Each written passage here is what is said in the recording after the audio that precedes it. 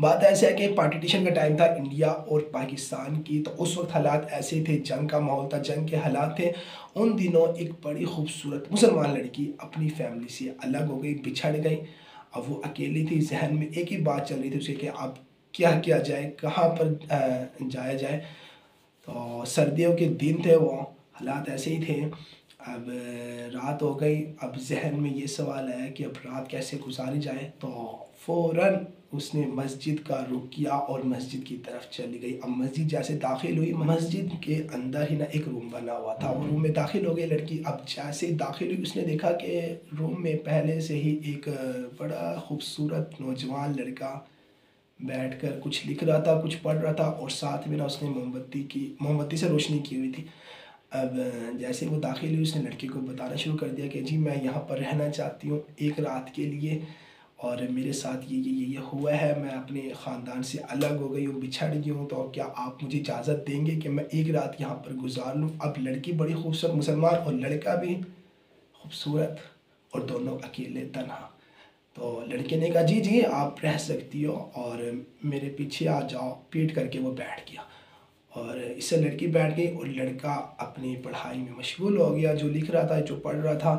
خیر اب ہوتا ایسے ہے کہ وہ لڑکا لکھتے لکھتے نظر اٹھا کر لڑکی کی طرف دیکھتا، اور پھر دوبارہ اپنے کام میں مشغول ہو جاتا، اور پھر دوبارہ نظریں اٹھا کر اس لڑکی کی طرف دیکھتا، اور پھر کچھ لکھنے میں مصروف ہو جاتا۔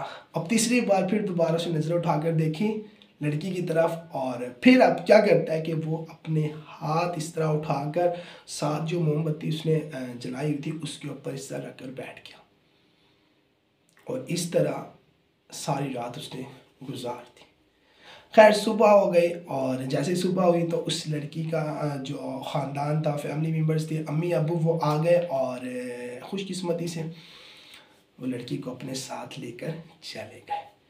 اب ہوتا ایسے ہے کہ کچھ مہینے بعد اس لڑکی کا والد صاحب دوبارہ آتا ہے مسجد میں، اور اسی نوجوان خوبصورت لڑکے سے ملاقات کرتا ہے، اور اس کو آفر کرتا ہے کہ کیا آپ میری اسی بیٹی کے ساتھ نکاح کرنے کے لیے تیار ہو، اس سے مجھے خوشی ہوگی، اور میری بیٹی بھی یہی چاہتی ہے۔ لڑکا بڑا خوش ہو گیا، ایک تو لڑکی خوبصورت تھی، خیر اچھی فیملی سے بھی ہوگی، تو لڑکے نے کہا جی ہاں میں تیار ہوں، میں نکاح کرنے کے لیے تیار ہوں۔ اب شادی ہو گئی جی ان کی۔ اب شادی ہو گئی تو اب بیوی اپنے شوہر سے پوچھتی ہے کہ ایک بات تو بتاؤ۔ اس نے کہا جی، کہتے کہ اس رات آپ نے اپنے ہاتھ کو موم بتی پر کیوں رکھا تھا؟ اب لڑکا کہتا ہے کہ بات ایسی ہے کہ میں نے ایک بار آپ کو دیکھا، پھر دوسری بار آپ کو دیکھا، پھر تیسری بار آپ کو دیکھا، تو میرا دل گناہ کرنے کی طرف مجھے لے کر جا رہا تھا، تو فوراً میں نے اپنے ہاتھ کو اٹھا کر اس طرح موم بتی کے اوپر رکھ دیا، اور خود سے کہا کہ آج یہ معمولی سی آگ، دنیا کی آگ بنسبت جہنم کی آگ کے، یہ برداشت نہیں ہو رہی آج، تو کل جہنم کی آگ کو کیسے برداشت کرے گا تو؟ اگر آج گناہ کر لیا، اگر آج فائدہ اٹھا لیا کہ نوجوان لڑکیاں، خوبصورت لڑکی، اور میں بھی اکیلا، وہ بھی اکیلی، کمرہ بند ہے، اور اگر میں اپنی شہوت کو پوری کر لیتا ہوں، اور دیکھو سوچو، اور اس وقت جب دونوں تنہا، روم بند، ٹھیک ہے، تو نہ کوئی خوف، نہ کوئی ڈر، اور اس وقت اس نے اپنے آپ کو کنٹرول میں رکھا کہ آج یہ آگ مجھ سے برداشت نہیں ہو رہی، کل جہنم کی آگ کو کیسے برداشت کروں گا۔ تو اس طرح میں نے رات گزار لی، اس طرح رات کٹ گئی، اس طرح میں حرام سے بچ گیا۔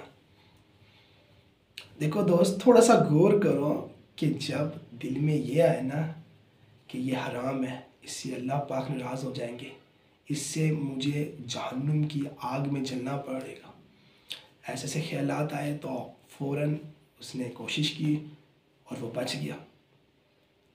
اب جب بچ گیا تو اللہ پاک نے دنیا ہی میں دیکھو اسی لڑکی کو، اسی خوبصورت لڑکی کو اس پر حلال کر دیا، وہ نکاح میں آ گئی، حلال ہو گئی۔ اللہ پاک نے دے دی اس کو۔